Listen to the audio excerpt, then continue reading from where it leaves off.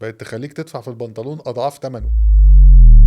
زمان واحنا صغيرين في المدرسة كان لما بنطلون المدرسة يتقطع كان بيتعمل له رقعة جلد، كان البنطلون يتاخد وعلى قد حجم القطع حتة رقعة جلد كده تتحط على البنطلون، قال يعني عشان يبقى شكله حلو ومداري القطع، بس طبعا شكله ايه ما اقولكش. مع الوقت الرقعة الجلد دي بقت بادج وبقت براند، بقت تخليك تدفع في البنطلون اضعاف ثمنه، وكمان دلوقتي بقى القطع كمان يا ريت يتساب. بس انا بقيت اشوف ان الموضوع ما بقاش بس رقعة للبنطلون، بقيت احس ان الموضوع ده اتطور لحاجات تانية كتير. بقيت اشوف ان في ناس تحوش مرتب 4 5 شهور عشان تطلع تتصور صورة في الساحل، وفي ناس تشتري موبايل غالي بالقسط وهو معهوش اصلا تمن رصيد يشحن بيه الموبايل بتاعه، وفي ناس ممكن تحوش عشان جوازه وتتستر وبعد ما يتجوز يعمل فرح يقطم بيه ظهر. انا عايز اعرف هو مين اللي بدأ السباق ده. اعتقد ان البراندات نفسها هي اللي عملت كده وتبيع المنتجات بتاعتها باسعار مبالغ فيها جدا، وبالتالي في ناس كتير بتتورط في الموضوع ده من غير ما تحس. بقى حد عادي جدا بقى بينه وبين نفسه يحس ان هو لازم يلبس غالي عشان يدي لنفسه قيمه، ودي حاجه مش هتدي لك قيمه. قيمتك في عملك، في طريقتك، في حياتك مع الناس، في شغلك. يمكن لو رجعنا لورا شويه ما كانش موضوع البراندات زي دلوقتي او الموبايلات الغاليه موجود زي دلوقتي. يمكن اهالينا زمان كان دايما عايشين الحمد لله بالستر وبراحه البال، وكنا دايما بنتعلم ان اللي معاك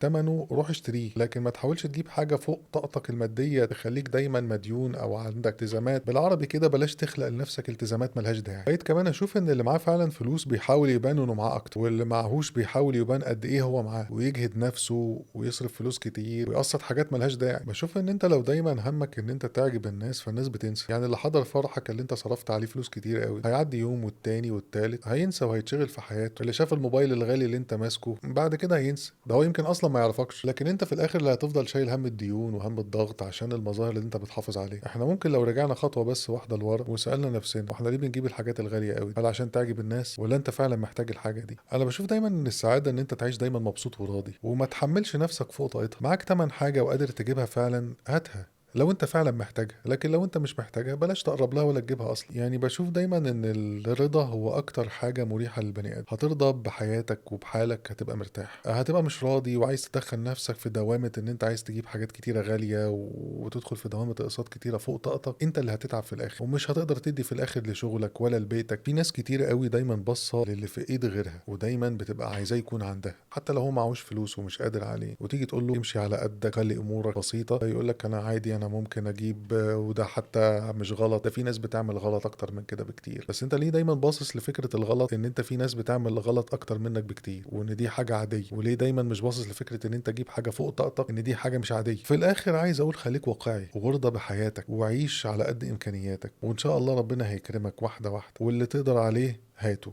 اللي ما تقدرش خليك بعيد عنه، لان ببساطة مفيش اي حد مهتم والناس بتنسى.